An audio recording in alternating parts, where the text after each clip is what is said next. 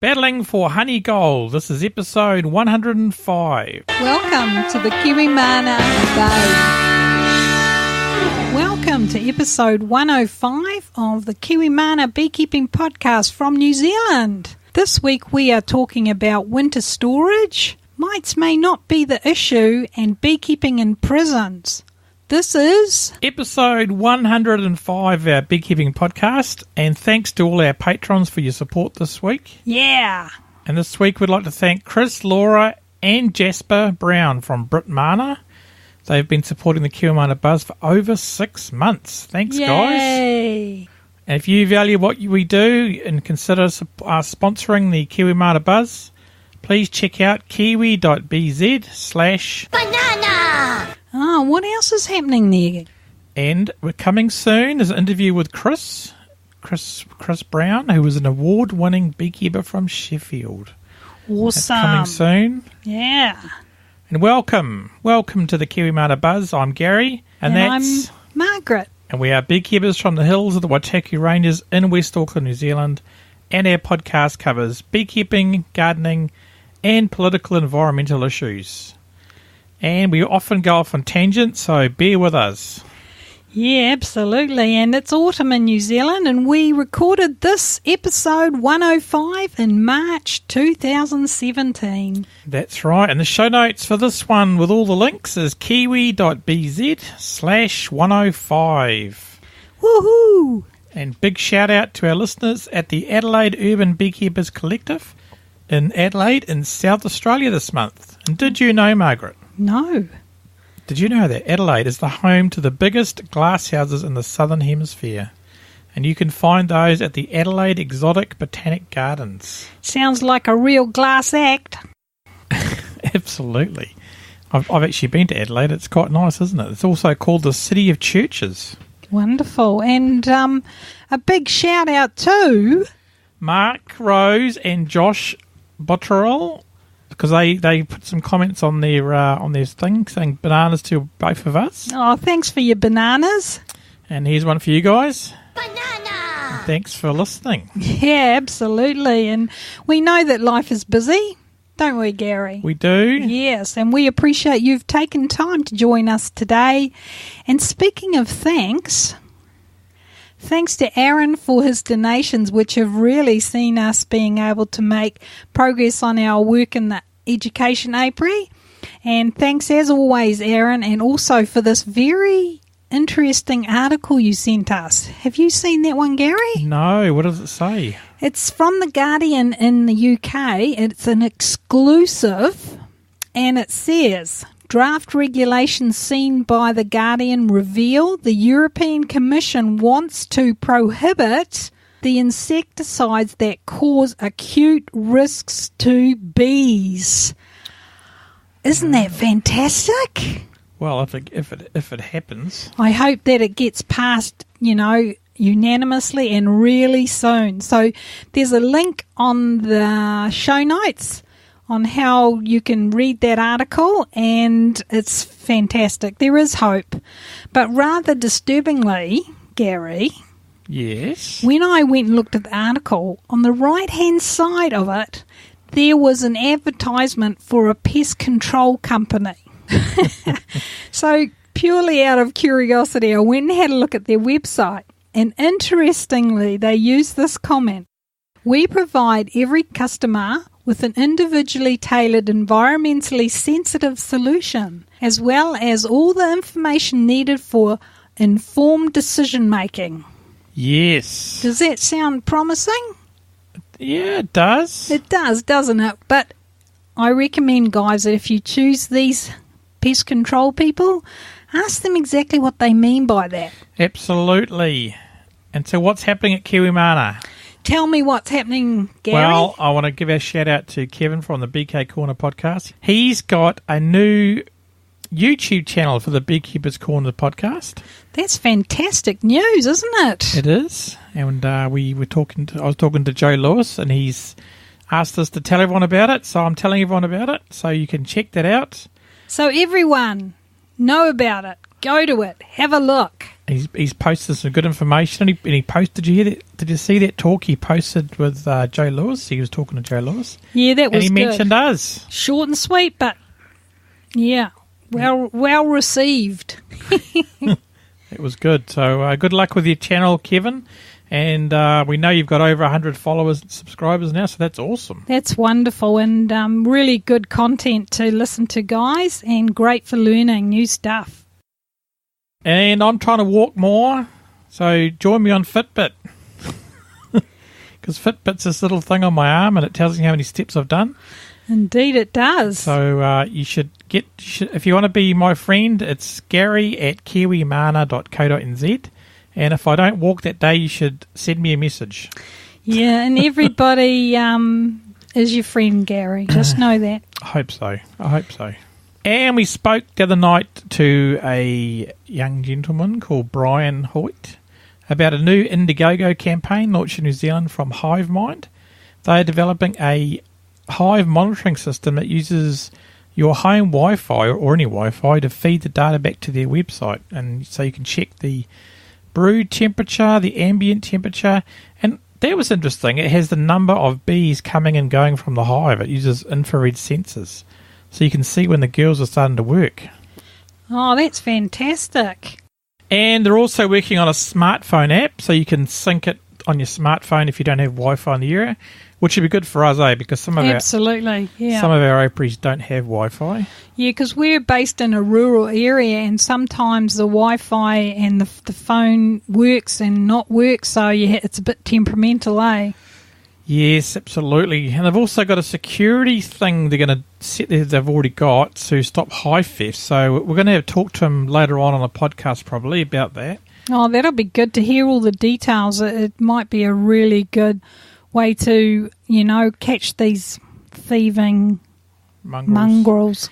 Yeah, absolutely. But another good thing about this new campaign, the actual system's not that expensive. I think it was only like 200 New Zealand dollars. Well, that's very affordable, especially the price of getting a hive set up. That would definitely be worth it. Yeah, I reckon it's interesting. Yeah, we'll have to see, give it a go.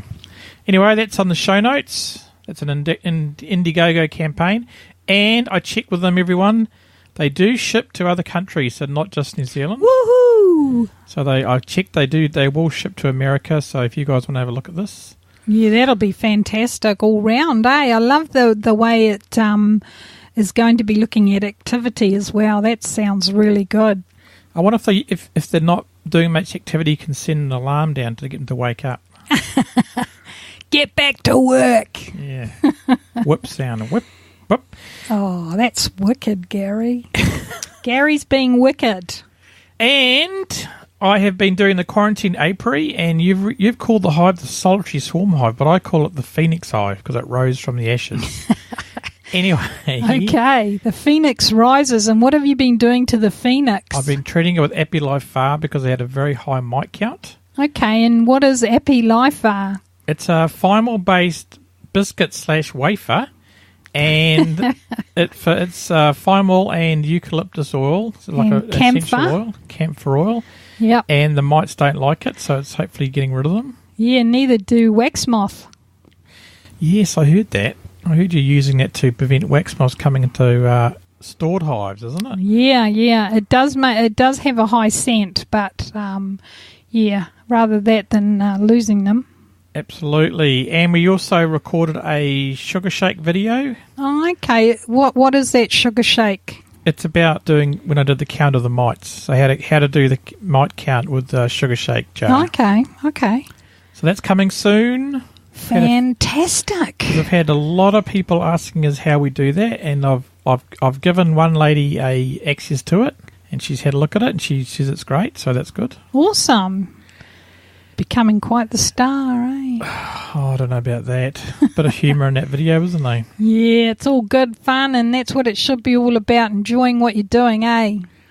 Absolutely, and I'm learning how to do video editing, so that's I'm getting better at it, so that's good. Yeah, doing well, mate. Thanks, mate. And what have you been doing? I know you've been treating the hives at KM105 HQ. What else have you been up to? Yeah, I was up to the 3rd treatment, so I've only got one more week to go. I'm monitoring the mite falls, and they actually are quite low even through the treatment, so I'm not sure what that means. But hopefully it's not like last season. But anyway, and I started to do some beekeeper services, so that's all good. And what else? What else? Well, how would you know what I've been up to? I mean, really?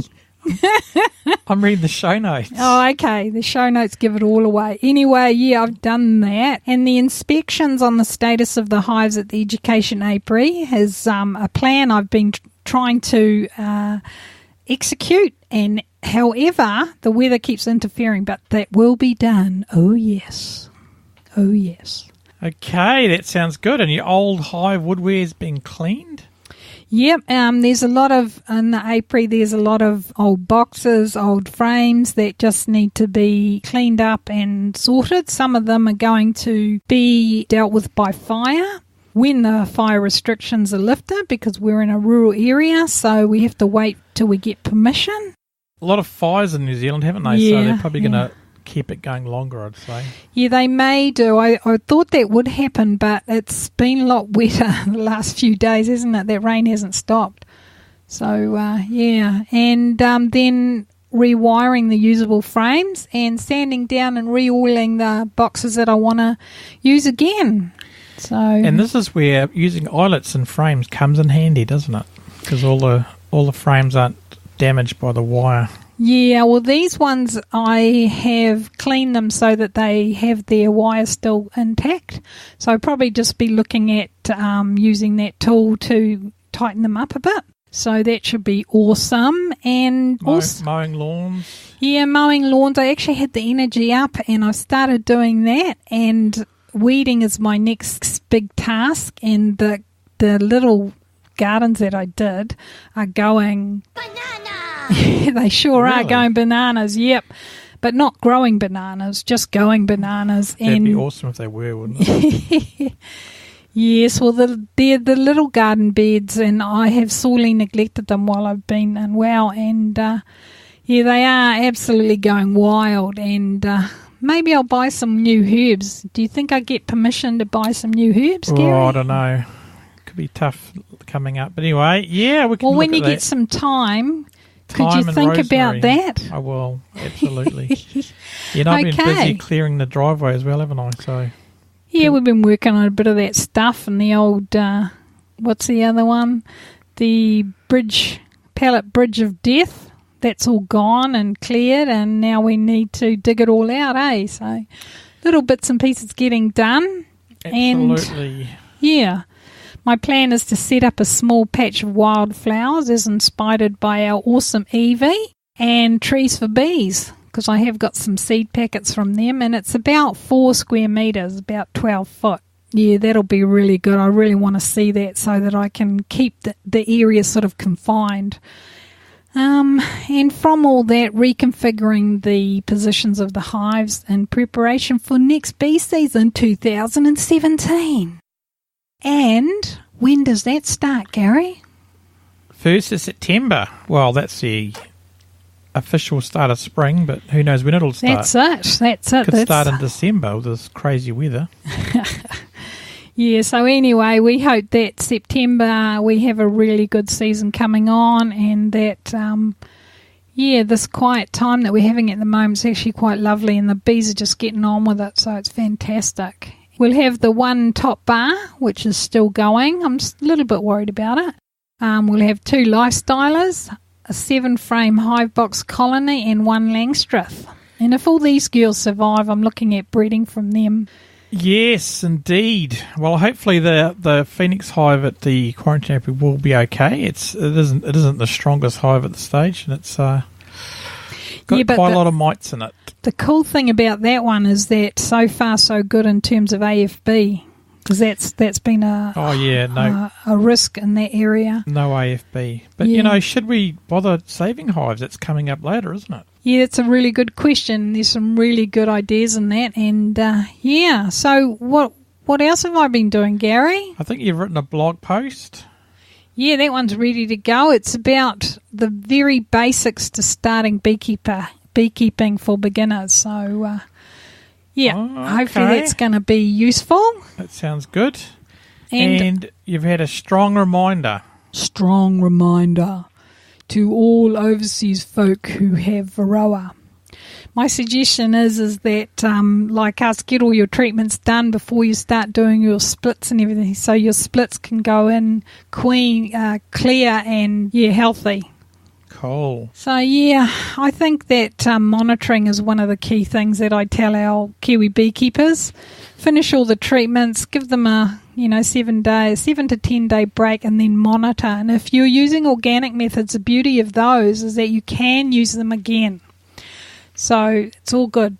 It is good, and organic treatments are awesome. Yeah, you know how you were doing the sugar shake side of things? Well, I'm monitoring through a less invasive one, because you still have to go right into the hive with that sugar shake method. And I use the natural mite fall and look at the trends, on what's coming on the inspection board. So we see that through sales, a lot of you are buying organic treatments. So I compliment you on that, and the bees thank you, eh? Yes, indeed. So we want dead mites and live bees. So keep up the good work, folks. If we all start doing this, then we're going to knock this Varroa stuff on the head. And I reckon if we all treat it at the same time and do it 4 times a year, because everyone will want to go organic because the bees will be doing so well, that would really make a big difference. So it's all good. So let's move along to March 2017, an email question from Elizabeth. And what does Elizabeth say? Oh, I can pretend to be Elizabeth, you can pretend to be you. Okay. Hi, Gary and Margaret. Oh, Margaret and Gary. Elizabeth, you got that round the wrong way. Sorry, just kidding. I have a mesh baseboard on one of my hives. It's new this summer. Do you think I should leave it in place in winter? Or should I put a solid base on it to keep the cold out? Auckland has pretty mild winters, but it still gets cold, right? Thanks for your really interesting and helpful newsletters and podcasts. Regards, Elizabeth. Well, what do you think? Well, I think that I appreciate your comments, because that's awesome. And I think that it's all about the positioning of the hive, mostly. And if it's in a sunny spot over winter, then leaving the inspection board and regularly checking it will mean they still get airflow than a solid bottom board, but enough to keep it contained and warm enough. So this is based on the fact that the hive boxes are all level and not letting in any rain, and that they are up off the ground. And if you've got an inspection board, so you really need to have an inspection board so you can put that in if you're getting a bit worried about the rain and that sort of stuff. So as long as the girls are kept dry, they will be kept warm by the cluster, and remembering to winter down unnecessary space so they don't have to, manage that space. And then I would consider doing that more closer to May. So that's just before it turns winter officially, as you say. And just a few things that you can consider. So yeah, and I'll just add that if there's any prevailing wind, make sure it's not going into the hive. Yeah, it's a good thing, eh? Because we've got one apiary and the wind goes up there, and then what tends to happen over winter, they kind of move up to the top and the bottom box is left empty. Yeah, which can lead to a bit of bad behaviour by pests and threats. Yep. And the other thing about mesh boards is when you're treating with certain treatments, you might want to seal them or close them off, like oxalic acid. Yeah, I usually just use the inspection board, turn it upside down. Yeah. The Kiwi Mata ones are awesome for that, but other ones don't, because I remember someone was using a plastic one. Yep. Yeah. It was all coming out the bottom. Anyway. Yeah, that's a trick for young players, isn't it? Yes, absolutely. So let's move on.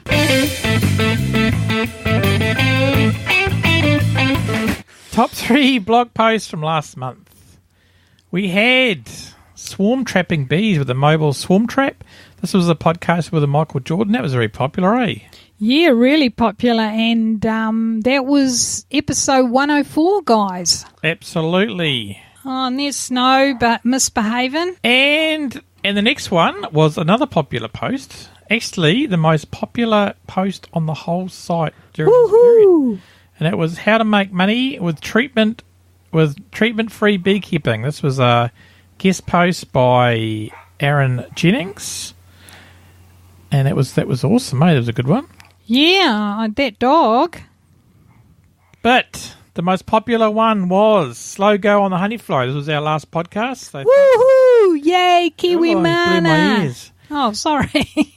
You'll have to turn that one down when you edit it, Mr. Editor. Yep, and the dog's barking. Anyway, we're ignoring her. And Slow Go on the Honey Flow was the top popular one.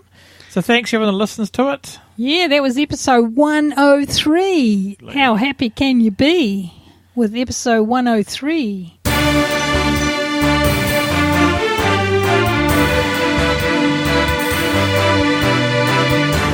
Beekeeping news. News you can use. And well, the first one we have... Oh, we laughed. We have a story from up north, which is more trouble with manuka and the manuka honey giant Comvita. I didn't know they had giants up there, but it appears to be affecting the locals. They're honey giants. And Northland Beekeepers, let's have a listen to this little excerpt of the interview from the stuff.co.nz website. Comvita have come in here. They have impacted upon local Māori trying to get into the bee industry because they want to extract the resource that we have here on the land. They want to extract the manuka honey because manuka honey is a very valuable resource. Ended up with 160 hives over the last 3.5, nearly 4 years now we've been going. And this year we're going to take some money out and start spending it on some marae roads and, but this Comvita's just moved in and he's just bombed us. He's just put hives everywhere and it's taken the kai away from our hives, so we've shifted 60 hives out. Yes, terrible. And for all the overseas people, kai is the Maori word for food. Absolutely, and it's very bad that this is taking away from the locals, and I have my views about that. Yeah, no, absolutely. And quoting from the article, the manuka exporter Comvita is being accused of chopping down forests on a disputed Maori land, snubbing protocol, and driving small-scale beekeepers out of business. Yes, I think protocol is very important, especially when you're talking about the Māori landowners and their families. They're living off this land, and it's very important for them to still be able to keep doing that. So, we hope that gets sorted out and that they start doing some work on the land to make it better and, work together. I think that's the key, eh? Absolutely, and the thing is, up north, they're very small communities, and there's not a lot of work going on up there. So, the fact that these guys have started a beekeeping company and they're trying to make a living out of it, is fantastic. I think it's awesome. Yeah, I think they should be encouraged, not discouraged by people putting hives next to theirs. Yeah, that just leads me on to this thing about water, in New Zealand. It's our blimmin' water. Why are we giving it away? I mean, really? But nobody will know what you're talking about. Yeah, well, read about it. New Zealand giving their water away to other people that, packaging up and taking it away, and then local people who live there have to pay for their water. What the heck is that all about? Jeez Louise. It's crazy. It's all crazy out there, man. So this is a local story from up north, and this is shocking, and we feel for you guys, and we'll try to see if we can get you guys on the show. Yeah, it'd be see good what's happening. Yeah, I hope that there's some real good progress and that things can be worked through, hopefully. So we didn't get any feedback on this one, but we know that you must have not heard about it. So, I think if you did, you would have had something to say about this lot. Yeah, well, it was on TV, wasn't it? People did see it. But anyway, it's all good. Maybe it was just missed, but Kiwis, you should be outraged. Outraged, I tell you. Protect local. Look after. And now we're moving over to the USA, into Idaho. Oh, okay. Well, this is an interesting article about tests being undertaken over in the US of A, where a facility has been set up in Idaho for winter storage for bees. This new system is working well, and winter losses are only 6% in this new system. And that was as opposed to, was it like 40% losses? Yeah, I think 47 or something. Anyway, That's the article awesome. will give you some of those facts. We can quickly look it up as we're here. And this facility controls the temperature, humidity, and the CO2 levels. And a lot of beekeepers use potato cellars, being Idaho, but those don't control the climate, noise, or lighting. And also, mold and pesticides are building up in the dirt floors apparently. So maybe it's affecting the bees. Yeah, I think so. Especially if the land is people are using a lot of pesticides nearby and stuff. It'll all be getting into the local areas, wouldn't it? Oh, absolutely. And the difference is it's 20 to 40% if hives are stored in conventional storage, and this is 6 to 7%. Well, that's fantastic. And the article goes on to say, a love of bees and an entrepreneurial spirit has driven one southern Idaho beekeeper to tackle storage issues that take a huge toll on the pollinators every winter.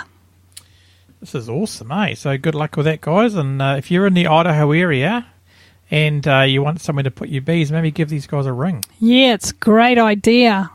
And I actually posted this on an Idaho beekeeping forum or Facebook group. So we've got some feedback from the Idahoans. Oh, So well is done. Is that how you say it?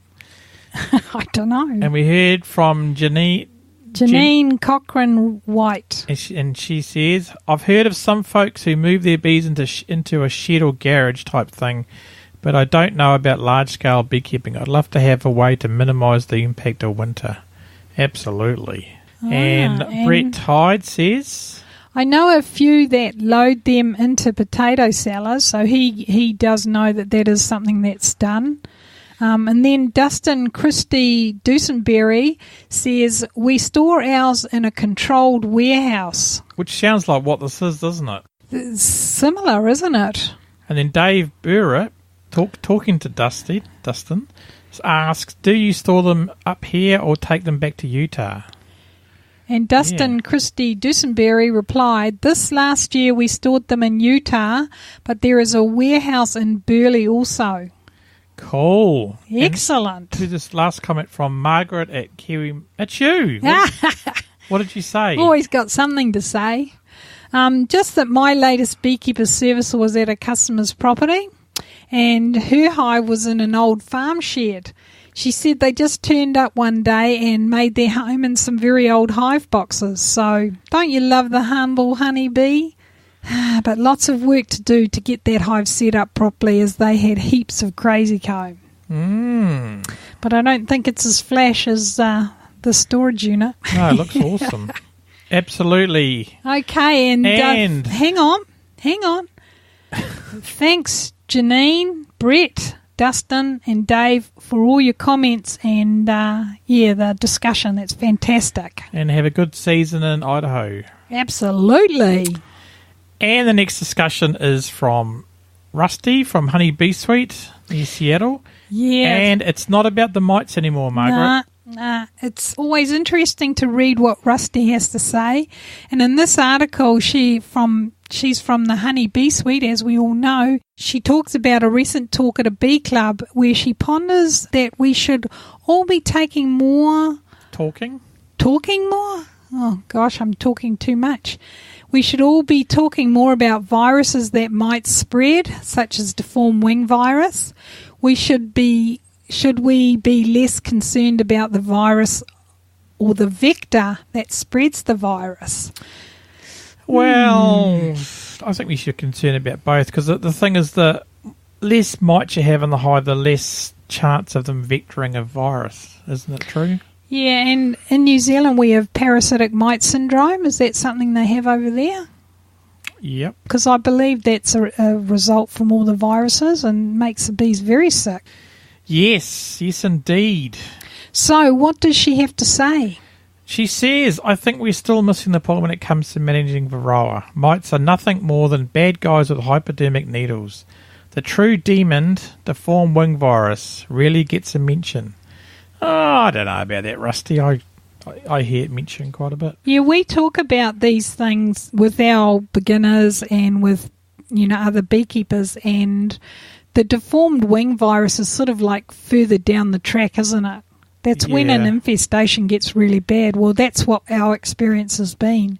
So, but it's interesting. She's saying in the article that it's like the virus is spread and it goes, what does she say in terms of the mite transfers the virus and then the virus is inside the body. But so the point that's made in the article is that the virus is transmitted through the bite of the mite into the tissue of the bee. Yes. And comparing that to other diseases, you can catch the flu by breathing air or eating food that is tainted with the germs, or you may be able to fight it off. However, if you actually inject the pathogen into your system, you have a much greater chance of becoming sick. So I don't quite know how that adds up together, but read it, guys, and let's hear back from what you think. And that's a good thing about Rusty. She always gives us stuff to think about. It's fantastic. Absolutely. No, it's true. And so, I mean, if you could stop deformed wing virus in varroa mites, then maybe mites wouldn't be a problem. Yeah. But who knows? It's like chicken and egg thing, eh? Yeah, it is. It's a tough one. But, I mean, we're always learning with this beekeeping industry, and with all these problems that come up, we've just got to keep, doing what works, and then if something new comes along, work through that as well. So you've got to keep going, guys.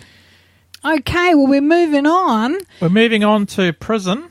Prisoners are getting a sweet taste of empowerment. Is this correct? What could possibly go wrong or right? Or really sweet as?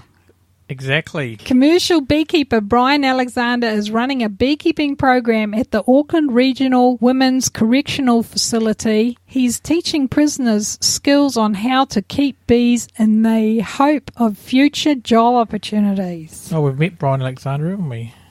Yes, we have. Yes, we have. And the quote from the article says, prisoners at the Auckland Regional Women's Correctional Facility have started off on a new year with a sweet note. Department of Corrections instructor Phil McEnvoy, who supervises them, says the ladies love it. That's fantastic. Yeah, so Brian's teaching women prisoners of how to keep bees. I don't know. I think it's great to give them some opportunities for future job things. And I think the other day, yes, our Prime Minister Bill English actually gave the first beekeeper her certificate of completion. Oh, that's fantastic. I think there's something in that. And however, some of our feedback's a little bit dubious about this. A bit negative. And then Reg Dragon, not good. Okay, short and sweet. And Gary made a response to that. I said, well, it's good if they're going to go straight and need some skills to get a job. What is your concern, Reg? And his concern is too many crooked beekeepers as it is. Call me cynical, but don't about 70-80% of crooks reoffend. To say they're going straight is perhaps a little naive.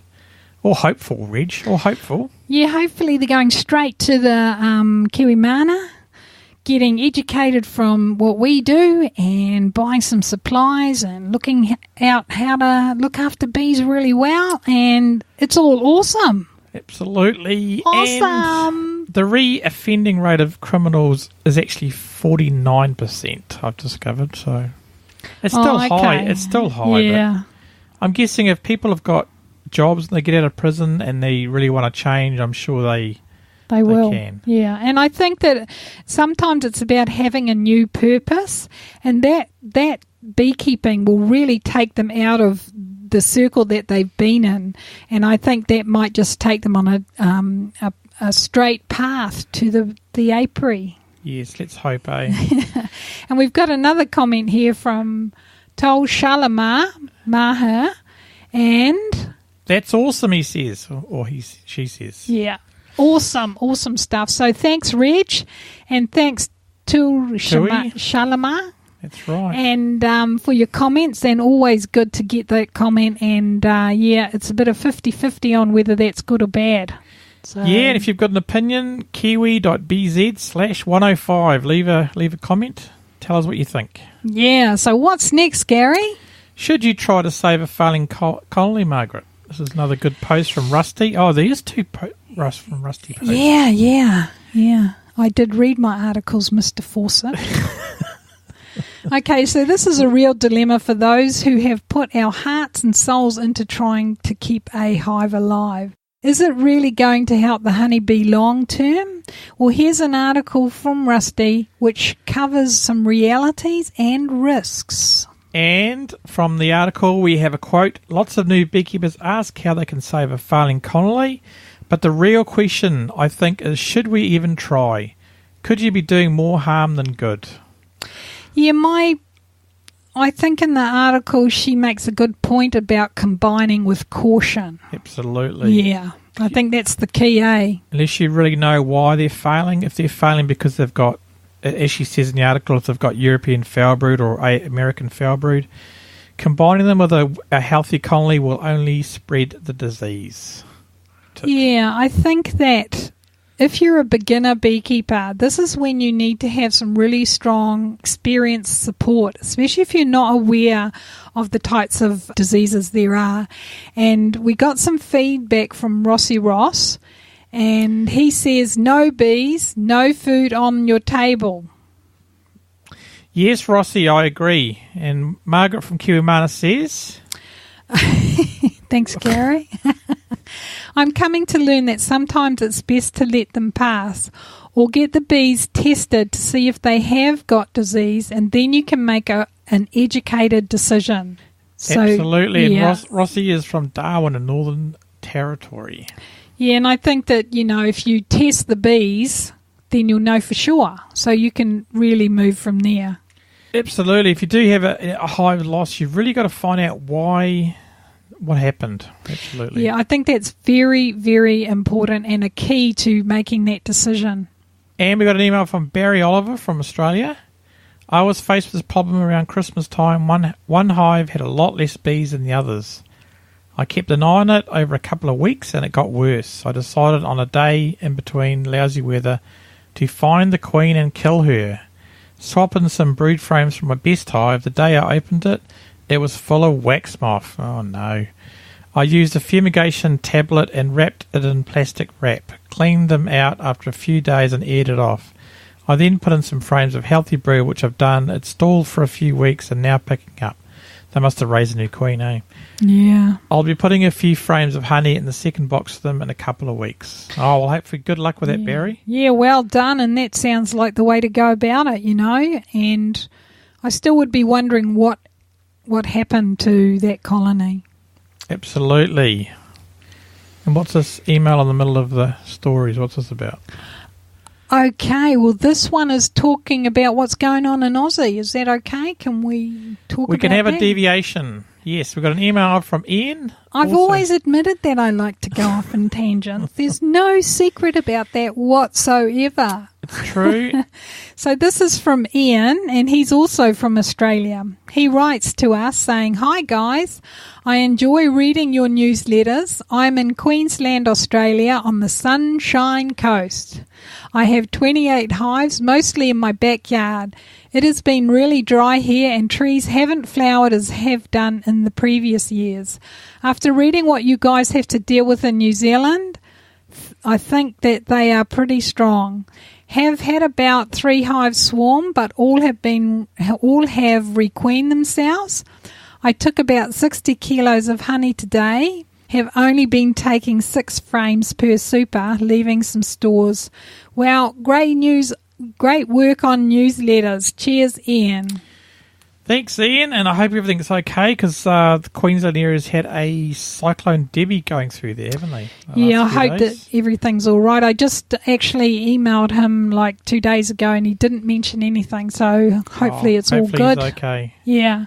Then there's another update from the UK. Wow. Can I tell that one, Gary? Of course you can. This is Stephen from the UK. What does Stephen say? Okay, is that Britain or England or UK or Britmana or... Britmana is a separate country. Oh, separate country. It's hosted in near Sheffield. Oh, okay. Sorry. The UK is encompassing Northern Ireland, Scotland and Wales and England. See. Britain is only Wales, Scotland and England. So today, folks, you should know this. You used to live there. Today, folks, you have been a part of a geography and history lesson. So you will find it here at Kiwimana HQ. Yes, absolutely. And if you ever want to get a fight in Scotland, you just ask them, is this Northern England? Okay. Moving along. Okay, it says... Your autumn is my spring, and it is going fine for now, considering I am in the north of England. Great place. Could do with being 2 or 3 degrees warmer. Then at least we would be in double figures. But hey-ho, there is time yet. There was an item in the British media today about the high value of manuka and the bee rustling in New Zealand. Sounds horrific. Best wishes, Stephen. That was great. He took time to let us know what's happening over there. I like the hey-ho bit. Hey-ho. Hey-oh, let's go. Hey. Now I had an excuse to play that. Okay. Yeah. Thanks, Ian. Thanks, Stephen, for taking time to email us. It's fantastic. And we've got a funny from Lisa Allen. Ah, yes. Oh, yes. Friend of the show. That's it. We're going bananas with... Banana! Yes, Lisa's one of the people that helped us name our hives at the Education Apiary, so it's all good. That was in the last newsletter, wasn't it? Yes, we did talk about that, and this is a little quote that she sent, and it's from William Snakespeare. So... if you are in your bee suit... William Snakespeare? Yeah, that's who said this, okay? Okay. I don't know who that person is, but that's who said it. Sounds like William Shakespeare. There you go on. That's all right. Snakespeare. So, if you are in your bee suit and you feel sweat running down your back, that's fine. When you feel sweat running up your back, it's a bee. Fantastic. That reminds you that you might not have sorted out your suit properly. Yes, absolutely. Or the worst one is when you see a bee walking in front of your veil and you can see its back. Yeah. Because it's in the veil with you. Indeed. So, thanks for that, Lisa. Always good. Okay, so are 2 hives better than 1? Oh, I think more than 2's better. But this is a post by a friend of the show, Hilary Kearney, on why 2 is better than 1. 2 becomes 1 and 1 becomes none. That's my quote. And on a personal note, congratulations, Hilary and Tim, who just got engaged. So that's awesome. So that becomes 2. 2 people. So 2 becomes 1? 2 beekeepers. Ah, okay. Yes. So a look at the benefits and implications of having 2 hives, what you gain and what the costs are really good points to consider from this article. So what's the quote they've given us? The quote from Hilary is, most new beekeepers make the mistake of starting with just 1 hive. It makes sense. Beginners are often hesitant to get any bees at all. A second hive might seem to you like more work, more responsibility, and doubles the cost of your new hobby. So why do experienced beekeepers recommend you start with at least 2? Read on to find out. Yes, and further down in the article it says, new beekeepers have a tremendous amount to learn. You could spend months reading and preparing yourself for bees. But this article goes on about explaining why 2 are better than 1. Yeah, I agree. And you can compare them, can't you? You can move resources. Yeah, it's a good article, guys. It's a good article, and I agree with it. Thanks, Hilary, for posting that. And we got some feedback on that from Anita Pearson. Yes, Anita was sending a message to her partner, Tim Pearson. A good excuse to get another hive. And I've said, no excuse needed. Indeed. Well, yeah, that's all about the addiction, isn't it? Banana! Yes, it is. And what does Okay. Tim say? Tim must responded to Anita. It sounds like it. We're making people talk to each other, and they're in Well, the same that's houses. Tim Pearson you're talking about, and that's Tim Crosno. Oh, different Tim. Sorry, Jeez Tim. Louise, man. I'll be causing fights. He'll be in the- tangenting all over the show and getting some bruises on the way. And anyway, Tim Crosnier says, Crosno. I will say that starting with one, as I did, gave me a lot of confidence, and I didn't feel overwhelmed. I was probably one of the lucky ones whose top bar hive did very well over the winter, and now that we're in bringing a bunch of pollen. It's exploding. Adding a long laying colony to the backyard now, I have 2. Yay! Well, that's great, Tim, and I think that you'll enjoy the challenge between the two. And you know, like I did the challenge as well between the top bar hive and the Langstrath. It's very challenging. Both of them have their own challenges. So all the best with that, Tim. Absolutely. So they're bringing pollen in. Maybe they're I wonder where he is. We'll have to find out. Anyway. Questions from you. This is where we get questions. From you. Exactly. Exactly. First question is from Jade, cool name, in Napier, in New Zealand. The sunny side, isn't it? Isn't it near the Bay of Plenty? It is in the Bay of Plenty. Ah, and it's got those wonderful. cool Art Deco places. And it's got an aquarium and an earthquake simulator. Oh, okay. But you don't really need one of those in New Just Zealand. go to Christchurch and you can have all the simulation you want. Yes, indeed. You know, this question was answered by Michael Bush's website, who we interviewed a while back. And the answer... Oh, did I say the question? Yep, I think I did. How many bees would they be on a frame? His answer was 7,000 cells.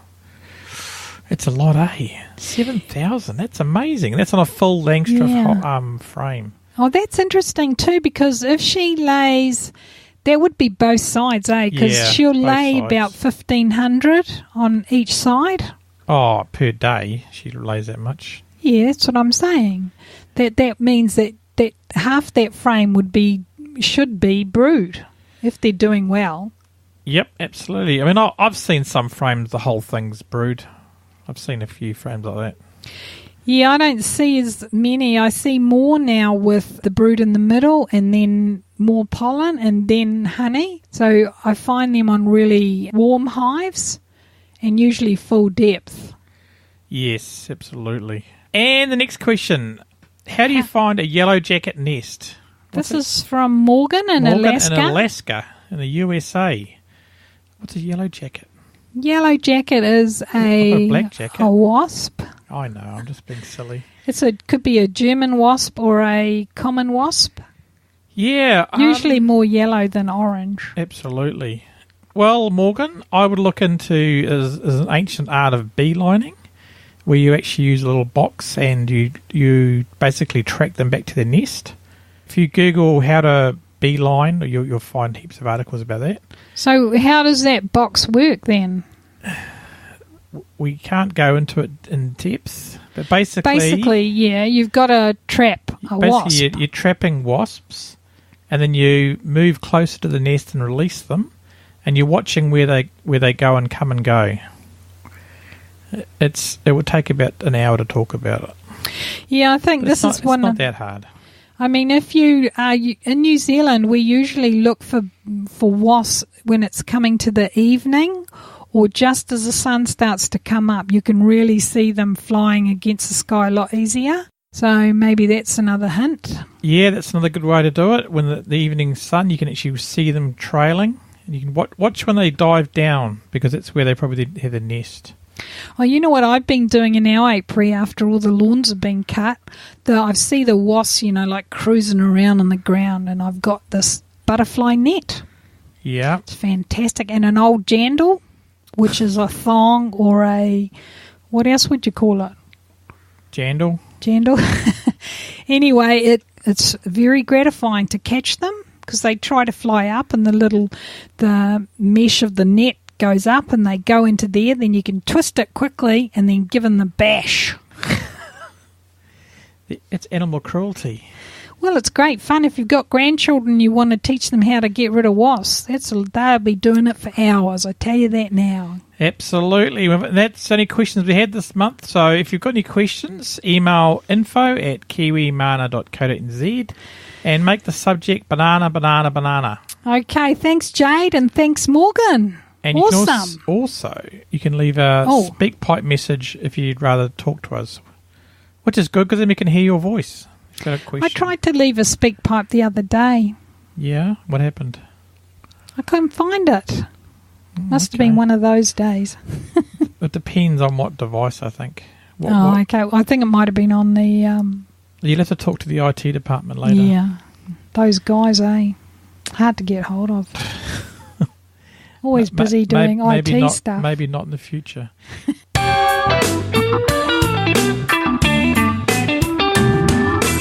That noise is random review time. Yay! Okay, but very sad. What's sad? Sad and sorry to say we didn't hear back from our last winner, Tracy. So off we went for a nice cup of tea and cake. Well, no cake, as cake is bad.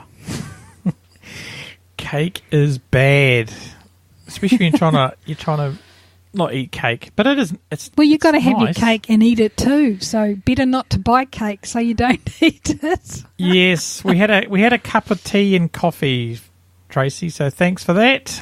I thought you weren't going to mention her name. She'll be angry now. She won't be angry. She's a very peaceful soul. That's true. Anyway, this is a process where we draw out a random review from one of our products from the last month. Yeah, and to be part of this great prize draw, all you need to do is to have purchased a product and left us a review. Not only does it give us information about the product and our customer service, but it connects us to what you experience so we can learn. Yes, absolutely. So if you want to claim your prize, you have to get in touch within 2 weeks of this podcast release date, or it'll be cake time. That's it. And less cake for us, more cake for you guys. So, don't miss out, guys, and you have to be listening to the podcast to get it. Absolutely. Okay, let's draw a random review. The winning number is... 8. 8. Who's 8? Hold, listeners, while we search our database. Number 8 was Happy Life Far. It was Lisa Allen. Oh, my goodness gracious me. Well, she'll be getting that prize because she listens to every single one. Is this the same Lisa from before? It is. Ah, cool. Congrats, Lisa. And Lisa says, this is my first trial of Happy Life Far. I chose it because it's 100% organic. It was easy to use and put in the hive along with the fantastic instructions provided by KM105. Yes, good work there, Margaret. Oh, cheers.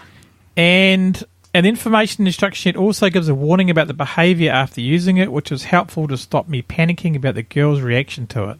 They do not like the smell of it, and they get quite noisy when I get near the hive to put the product in. But it works a treat. I completed the 4-week treatment, and I could see it working after the first treatment. I'm very impressed with this product and highly recommend it to those wanting an organic treatment. Awesome. Thank you, Lisa, for that feedback. Thanks, Lisa. Yeah, awesome. And cheers for those fine comments. And we appreciate it very much because we do work hard to do our best, that's for sure. Absolutely. So get in touch in the next 2 weeks and you can claim that voucher.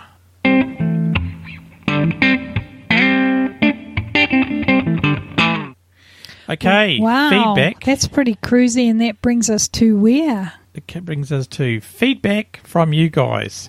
And we got a voicemail from John from Tulip Tree Honey. Let's have a listen to what John says. See, this is John Hughes' SpeakPipe. Awesome. Hey, Gary and Margaret. I love the look of the Kiwi Lifestyler long bench hive, but you're sold out in New Zealand. Do you have a distributor here in the US of A? Can we get some Kiwi Mana Americana? Give me a shout. Thanks.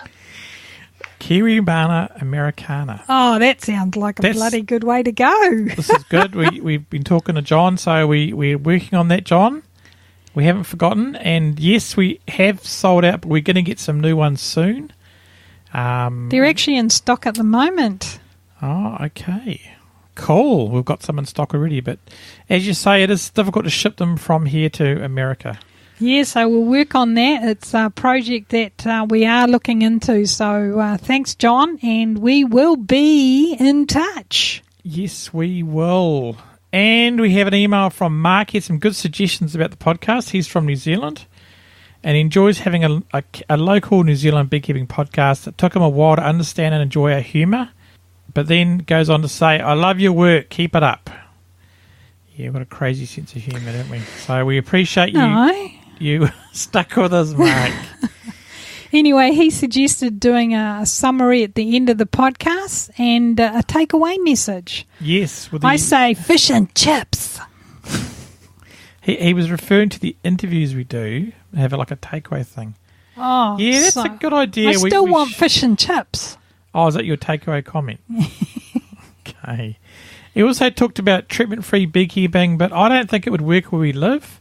Because I've been doing a bit of research about this, and if you listen to Kevin, the Beekeeper's Corner podcast, episode 104 called The Philly Recap, and there's a talk there from Megan Milbraith about treatment-free and in an area where there's other beekeepers that aren't treatment-free, because what happens is mites tend to jump on the leaving bees of a failing colony, and they go and reinfest all the hives in the area. Yeah, that's very interesting, especially if those bees are going to get robbed out. So if your hive is failing, you need to really close that hive up. Yeah, absolutely. And this discussion also mentioned about, you've got to treat every hive in an area as in the same apiary. So, I know that people have had success with treatment-free. And well, the only ones I know that had success in New Zealand is a guy called Roy Orban, which we'll talk about him in a minute. But he was in a very remote area, so he didn't have commercial beekeepers next door. So that's definitely would help, wouldn't it? Yeah, I think so, and I think that's the difficulty we face in our area, because there's a whole lot of new people coming in, and I don't believe that they're feeding their bees enough, and I also don't believe that they are treating enough. Yes, My indeed. own personal opinion. I highly encourage everyone to have a listen to this Philly recap show from Kevin, because it's really good. It's got some really good information in it. And did you know, and there's another information in there, that the varroa mite doesn't actually feed on the hemoglymph of a bee? But you'll have to listen to the show to see what it actually feeds on. It's very interesting. And Mark also suggested three people to interview: Michael Palmer, which is a well-known person, and Adrian Lotus in Australia. He also mentioned Roy Orban that we talked about a while back, because we were going to have an interview with him. But unfortunately, Roy was arrested trying to import cocaine into Australia. So we think he was set up, and it's all very bad situation. But to be fair, we don't really know. We don't know that's what he's been accused of, and he's currently in prison and awaiting trial. So he may be hard to get onto the podcast at the moment. Indeed. But hopefully his trial goes well and he's proven innocent and he can get back home. Yeah, so thanks, Mark, for your great and constructive email. We appreciate it. And, shout out to you. And awesome. Yes, thank you, Mark. It's awesome. And now from the Twitters. The Twitters. Okay. We heard from Jim Van Wart, who met up with Randy Oliver, and they both listened to some of our podcasts. Geez, so that's fantastic. Guys. Yeah. And there's a photo there of Randy and Jim, hopefully enjoying the podcast. So thanks, Randy and Jim, for listening to the show. That is awesome. And he says that I also listened to your podcast with him, and you now have a new subscriber. Oh, cool. Thanks, Jim. That's awesome. And I wonder what Randy thought of his interview with us, because he listened to that show, apparently. But he was at the interview, so he should have heard it once, at least. Who knows, eh? I would if it was me. I'd go and listen. Yep, I would too. Okay, And this Gary, month, where are we? Where are we now? We're talking about one call to action here.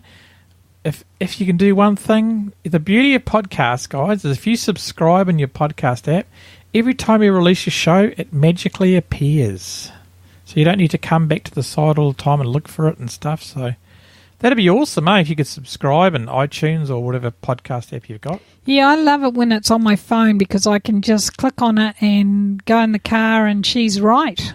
Oh, yeah, because you've got those Bluetooth things in your stereo, Yeah, So you can... fantastic, man. So what podcasts you listen to lately? I usually check the Kiwimana Buzz out, to be fair.